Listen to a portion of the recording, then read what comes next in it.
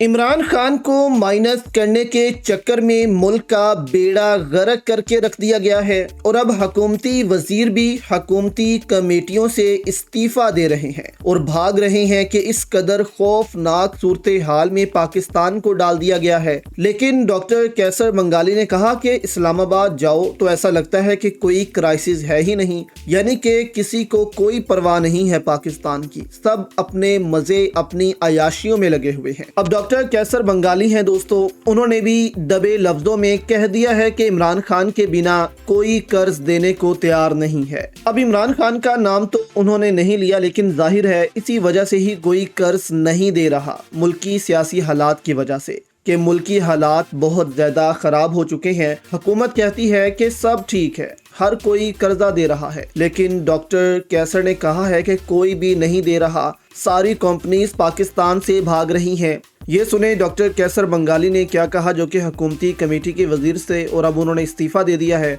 कि मैं ऐसे हालात में काम नहीं कर सकता। ये सुनो उन्होंने क्या कहा, फिर इस पर बात करते हैं।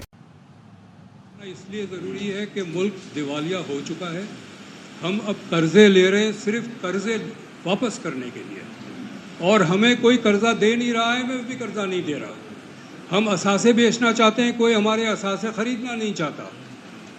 गैर मुल्की कंपनियां बंद करके यहाँ से जा रही है। हम एफडीआई के तलाश में थे, रिवर्स एफडीआई हो रहा है। इस सूरत में कुछ हंगामी इक़दाम करने की ज़रूरत है। मईशत बिल्कुल कोलैप्स के सूरत में है, और इस्लामाबाद आप जाएं तो वहाँ पर ऐसे लगता है कि कोई क्राइसिस है ही नहीं।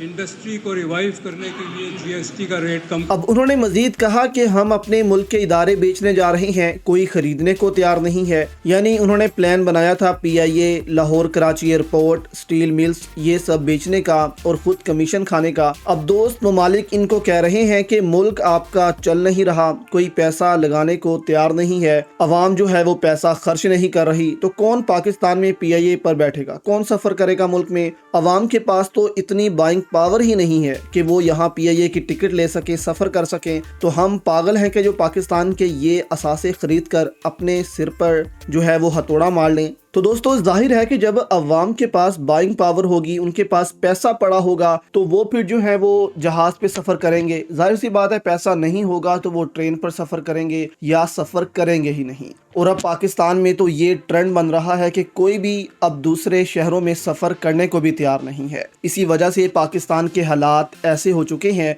और हुकूमत जो है वो अवाम से पैसा लेती है और मुल्क चलाती है, और सिर्फ चंद माह रह गए हैं, अवाम की भी बस हो जाएगी। उसके बाद इनके पास कोई दूसरा प्लान नहीं होगा मुल्क चलाने के लिए।